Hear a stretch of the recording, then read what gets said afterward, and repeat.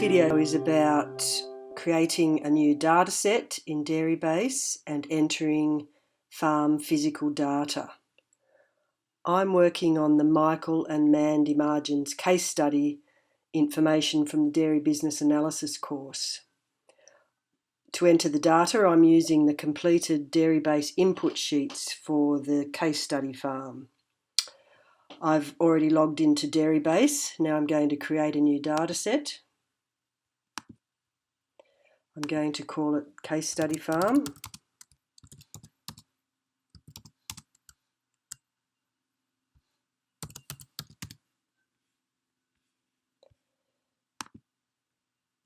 Create data set.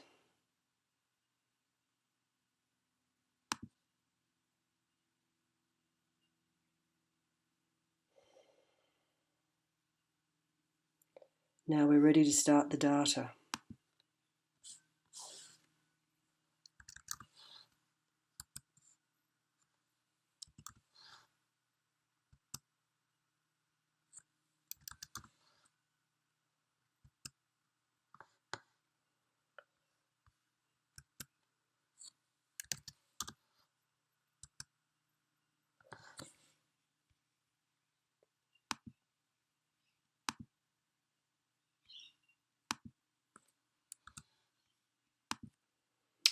So that's got my land resource entered. You can see that the unusable area calculates by default. I have 120 hectares of milking area and no irrigation area on this farm. As you can see, this header bar completes as we go along, so it's a good idea just to check before you leave each tab. You have the option up here to save as you go, to make sure that you don't lose your data as you're going along. Okay, for the livestock page, there's a number of boxes that are particularly important to get right. The first one is the number of milking cows that were milked in the herd for at least 3 months. We have a single calving period on this farm. Now we need to enter each of our livestock classes. So you just start by clicking the class of livestock. Important to determine what breed or size of livestock that you're milking.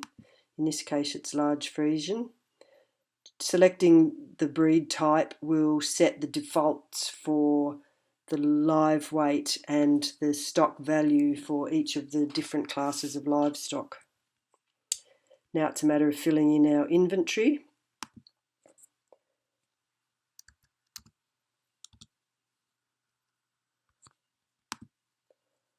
Our opening and closing numbers, and then an average number of livestock on the farm for the year.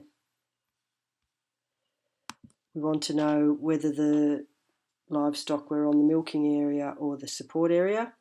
In this case, 2 weeks on the support area, which means 50 weeks on the milking area and no time on agistment. As you can see, there's default values set for livestock values. I usually like to leave that value there, but as we've been given a value in the case study, I will change it, so you can overwrite the value. So once you've got that right, you submit the group.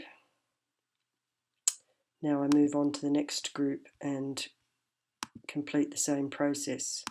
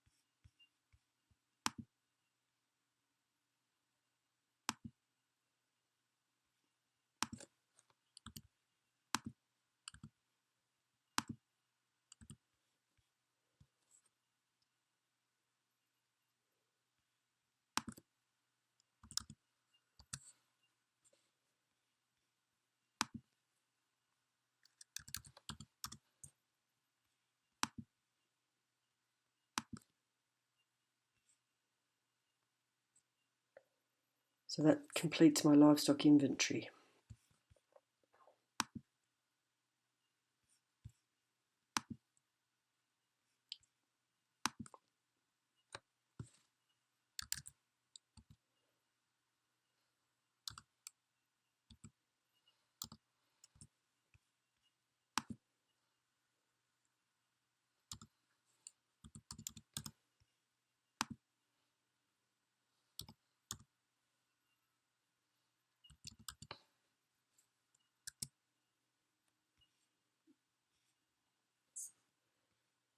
You can see now that I've entered my milk production and kilos of protein and fat. I can do my quick cross check up here to make sure that that's looking like a reasonable number.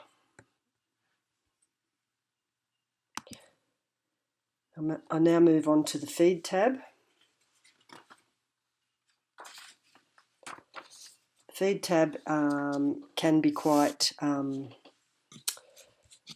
tricky to fill out. You need to be to just work your way through it methodically. As you can see in this case study farm, there's a number of feeds have been used in the year on top of grazed pasture. Some's been purchased, some's been homegrown and conserved, some's been fed and some's been stored, and the inventory's been set up with some in tonnes of dry matter and some in fresh weight, and even some in bales. So it's important to get this right, to be methodical, to work your way through so that you can track what feed was used on the farm and which animals it was fed to. So we go open our first feed. The first thing to do is to check which feed group. In this case, we're going to do the concentrates first. The concentrates were purchased, and the first one on the list is wheat. Now in this case, it was listed as is or fresh weight, so we make sure we click as is. We had 10 tonne on hand at the start. We purchased 618 tonnes at a purchase price of $240 per tonne. And we fed out 570 tonnes on the milking area, 38 tonnes on the support area. So that means we've got 20 tonnes left over. So if we didn't lose or sell that wheat, that was 20 tonnes goes into our closing stock. Now there's default values for dry matter, for energy content, and for the amount of wastage once we select a feed. So generally leave those as they are unless you particularly want to change them. And then we submit feed. So you can see we've got our first feed there. Now we're just going to keep working our way through the feed inventory until we've got all the feeds in.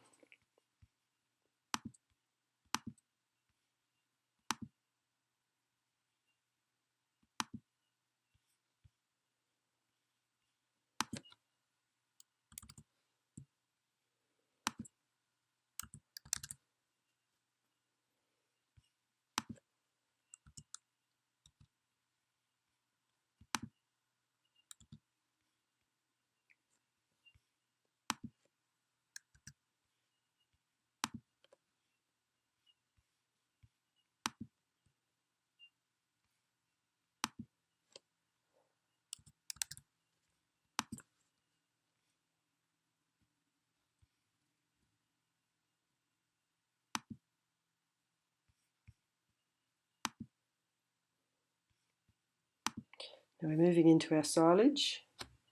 This was homegrown silage. We need to just choose what type. In this case I'll choose grass silage. And the entry in the inventory is in dry matter, so I'm going to leave that as tonnes of dry matter.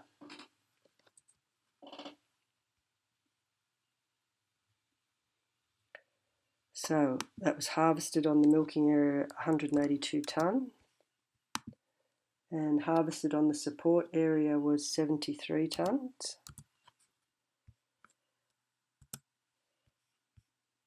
Now we want to know where it was fed. 192 on the milking area, 43 on the support area, and there were 20 tonnes left over at the end of the year. This is giving me a default wastage of 15%. We're working on dry matter of 43.9 and ME of 11.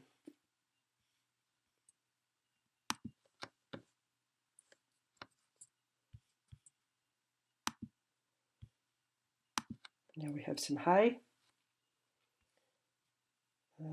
purchased.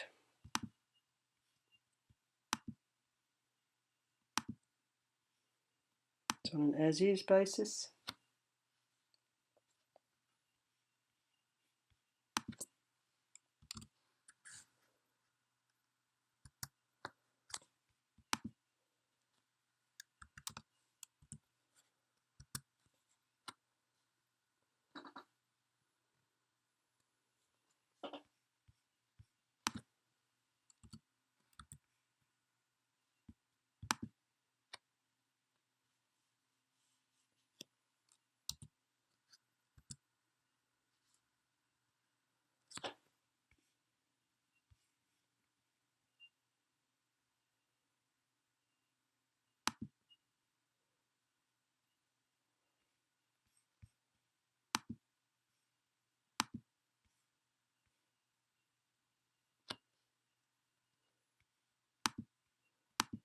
We have some purchased hay.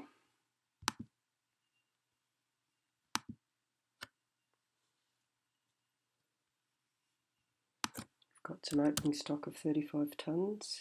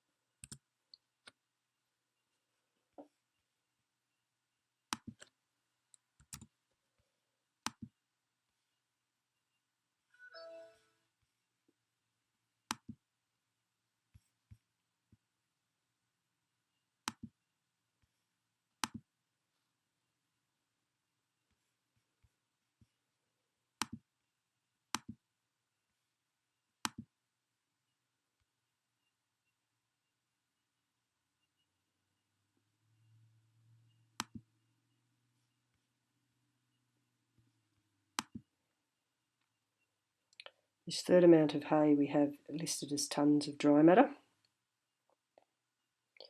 We purchased 50 tonnes.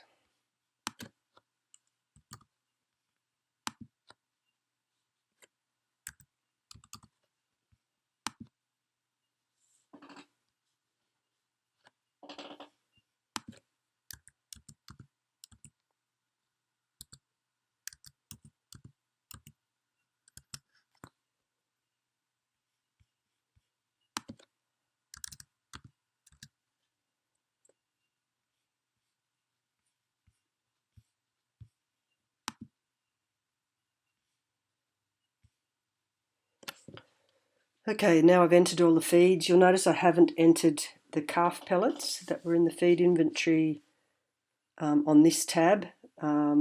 That's because we're going to include the dollars in as a herd cost. We're not going to count the tonnages of calf pellets as they were fed to calves that were up to weaning age, and therefore they don't have an influence on pasture consumption, so we don't need to include them in the feed tab. With the fertilizer tab, there's two ways you can enter fertilizer into DairyBase. You can choose a type of fertilizer and it will pre-fill with the NPK nutrient analysis, and then you just need to put in your tonnages for total tonnes and how much was on the milking area. or you can bulk the fertiliser into one type, as what's been done in the case study here. So we're just going to call that other, which gives us a blank nutrient composition, and we're going to enter the nutrients that analysis that we've been given. 28% nitrogen, 3.1% phosphorus, 7.5% potassium, and then we're going to enter our total tonnages. So there was 150 tonnes used, of which 120 went on the milking area. Therefore 30 went on the support area.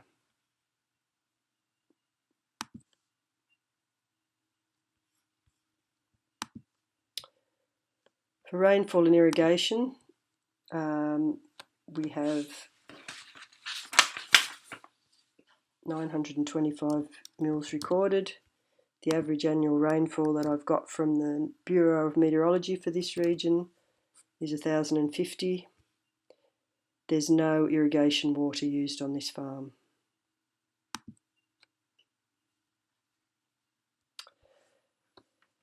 To enter the hours worked in DairyBase, you need to convert the hours worked into the number of full-time equivalents. So in this case it's 1.01 of paid labour, 1.95 of imputed labour, or owner, operator or family labour, to give us our total hours worked. So that gets us through all the physical information that's required in DairyBase. Make sure you save, which it will prompt you to do before you start the next round with your financial information.